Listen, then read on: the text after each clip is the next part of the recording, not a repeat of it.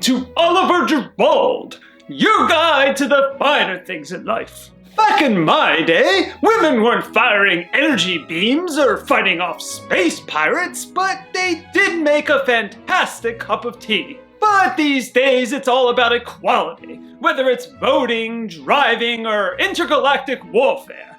And that's how Metroid Prime Remastered found its way into my possession. And speaking of remastering, that's right! It's going to take a while to master a former GameCube title, missing many of the quality of life upgrades we've come to expect today. But more on that in a bit. The game begins with Samus answering a distress call from the space pirate frigate Orpheon, and upon arrival, she learns that the entire crew was annihilated by their own test subjects, which had been infused with a substance called Phazon. From there, she's drawn into a larger drama involving the cybernetically reborn Meta Ridley and the titular Metroid Prime. Of course, the game's distinguishing feature is its perspective, specifically first person. And that was a big deal back in 2002.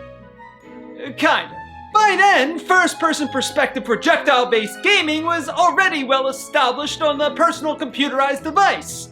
It had a proud legacy stretching back to Wolfenstein 3D, where you assumed what adult entertainers today would call a POV perspective and mowed down waves of goose-stepping Huns. And when Metroid Prime released for the GameCube in 2002, even console FPSs weren't brand new, though it was definitely novel for the Metroid franchise. But there's the conundrum. Does Metroid Prime even count as an FPS? It fits the literal perspective definition, but there's also a lot more platforming than your average shooter, and aiming isn't really a factor.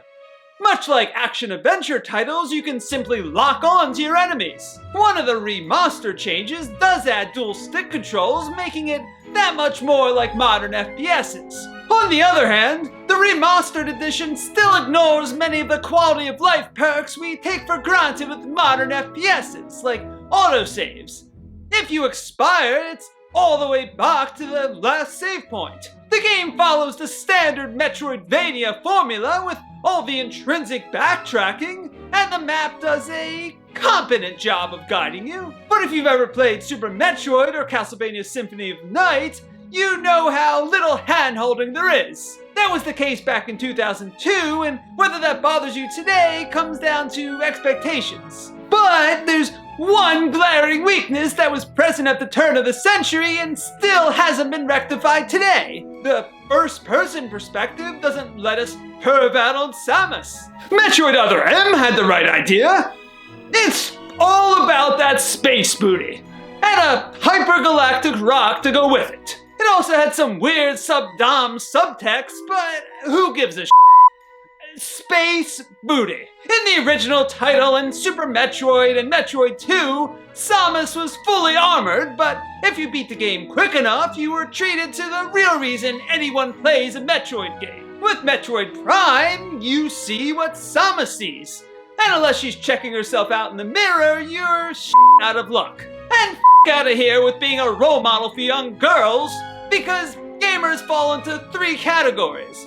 Man-children, incels, and virgins. Sometimes all 3. None of them gives 2 whiffs of Cheeto dust for female empowerment. The graphics are about as timeless as Nickelback, and the bosses are inconsistent at best. From a fire-breathing dildo to legitimately epic encounters with the likes of Meta Ridley, Metroid Prime, and a few others. So yes, fans who don't care about space booty will still enjoy what's largely unchanged. This might be the subtlest remastered edition I've ever seen, especially considering the wide generational gap between the GameCube and the Switch. But let's face it, the only reason we play Metroid is for the immediate or future promise of TNA, and the first-person perspective takes that away from us. And yes, genre-defining superstar and all that happy horse.